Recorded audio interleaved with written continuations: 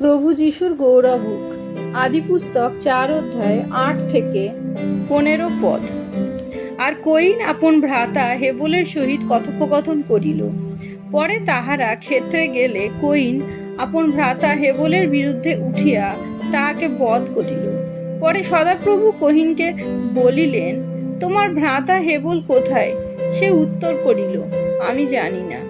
আমার ভ্রাতার রক্ষক কি আমি? তিনি কহিলেন, তুমি কি করিয়াছ?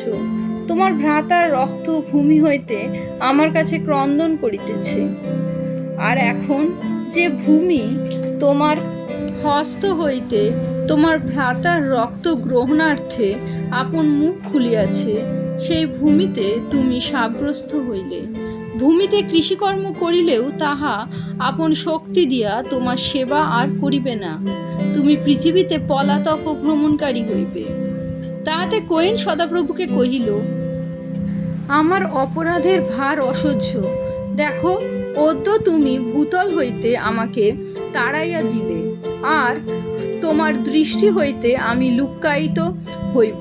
আমি পৃথিবীতে পলাতক ও ভ্রমণকারী হইব, আর আমাকে যে পাইবে সেই বধ করিবে। তাহাতে সদাপ্রভু তাহাকে কহিলেন, এই জন্য কয়িনকে যে বধ করিবে সে 7 গুণ প্রতিফল পাইবে। আর সদাপ্রভু কয়িনের নিমিত্ত এক চিহ্ন রাখিলেন, পাছে কেহ তাহাকে পাইলে বধ করে। ইহাই প্রভুর বাক্য। ঈশ্বরের ধন্যবাদ হোক।